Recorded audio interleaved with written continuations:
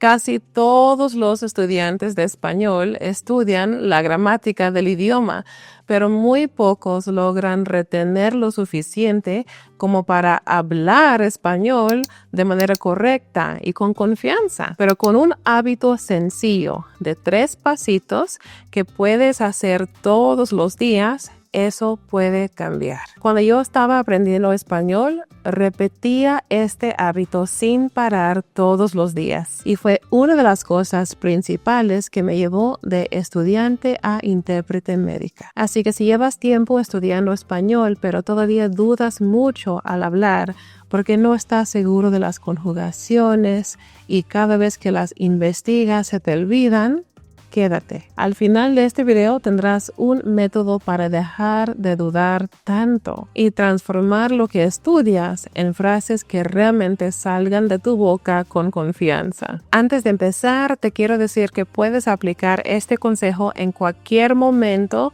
de tu estudio de español. Pero si estás siguiendo mi Spanish Fluency Blueprint, un plan de estudios gratis y completo, entonces esto será especialmente útil en los pasos 8 y 9. Puedes obtener tu copia gratis en ericaraylanguage.com/blueprint. También te dejo el link en la descripción de este video. Bueno, este hábito consiste en 3 pasos muy claros: pensar, producir, revisar. Empecemos con pensar. Yo sé que todos queremos hablar rápido, con gramática perfecta, sin pausas y espontáneamente, ¿verdad? Pero igual que cualquier otra habilidad, la velocidad se adquiere con el tiempo. Piensa en cuando aprendiste a manejar. Al principio estabas pendiente de todo: la posición de tus manos en el volante, los espejos, tratar de mantenerte en el carril correcto,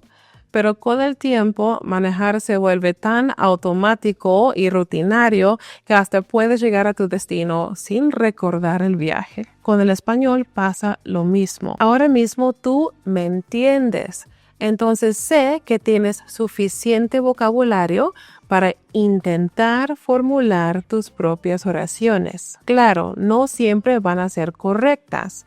Igual que mirar a un conductor no te convierte automáticamente en un conductor experto si nunca has manejado, pero te da una base. Así que cuando quieras decir o escribir algo nuevo, está bien hacer una pequeña pausa y formular la oración lo mejor que puedas. El segundo paso es producir. Después tienes que lanzarte a decirlo o escribirlo. No lo pienses demasiado. Es mejor que lo digas o lo escribas antes de preguntarle a tu maestro o a tu amigo o buscar la frase completa en el diccionario o un traductor. Incluso si estás estudiando solo, atrévete a decir lo que estás pensando en voz alta. Aunque no sea perfecto, si la idea se entiende, habrás avanzado y luego puedes recibir la corrección. Y eso nos lleva al tercer paso: revisar. Ahora sí, investigas o recibes la corrección de la persona con la que estás hablando. Pero ¿qué pasa con muchos estudiantes? Hacen lo opuesto. En vez de pensar, producir y revisar, ellos revisan, producen y luego piensan. Primero investigan buscando frases o párrafos completos sin siquiera intentar usar lo que ya saben. Después lo producen hablando o escribiendo lo que ya investigaron y luego se quedan pensando, dándole vueltas al asunto, preguntándose por qué la gramática funciona así.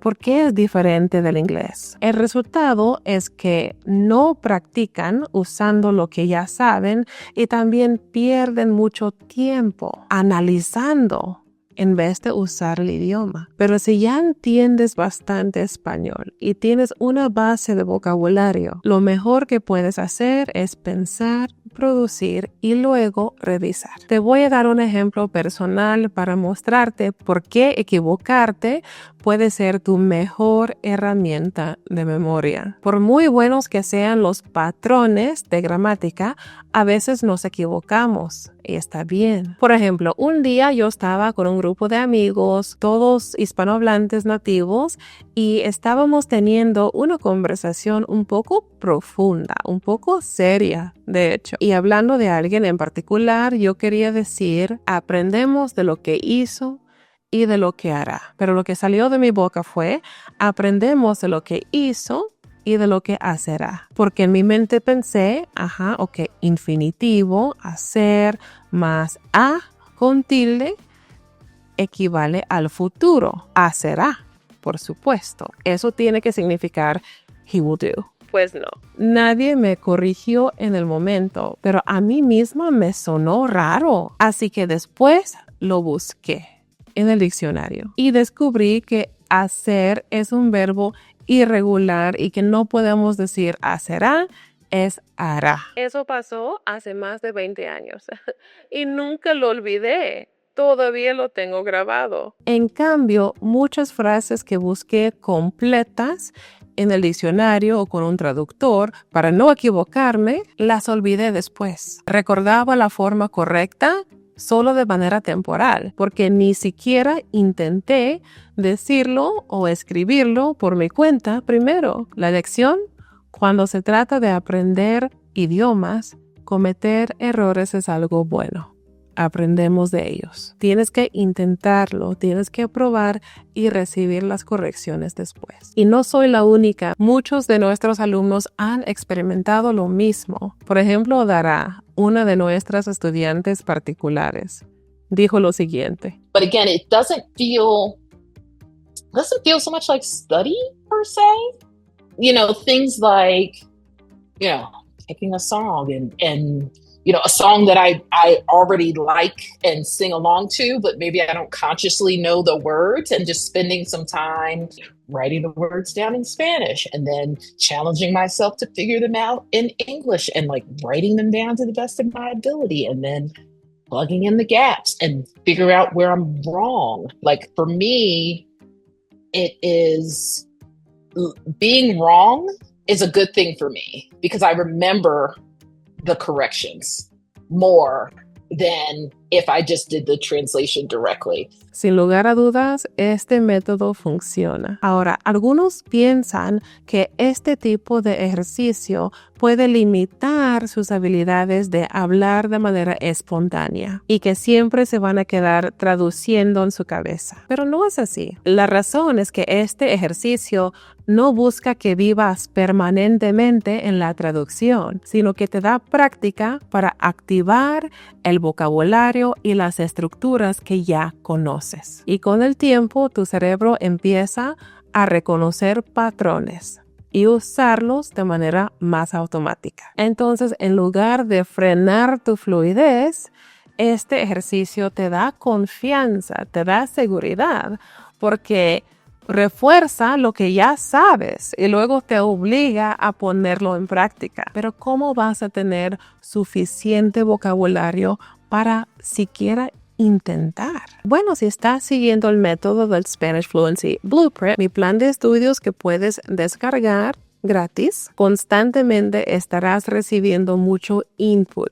Estarás leyendo y escuchando todo el tiempo en español. Pasar más tiempo escuchando y leyendo español que estudiando reglas gramaticales te va a ayudar a retener patrones del idioma. De esa manera, cuando quieras decir algo, vas a poder pensar y responder más rápido. Y lo cierto es que aunque tenemos esos 3 pasos, pensar, producir, revisar, no siempre vas a poder investigar. A veces solo podrás pensar un poco y hablar. Pero esta práctica igual te va a ayudar. Yo hacía eso todo el tiempo cuando estaba aprendiendo español. Muchas veces yo escuchaba inglés en la tele o en la radio y traducía todo en mi cabeza.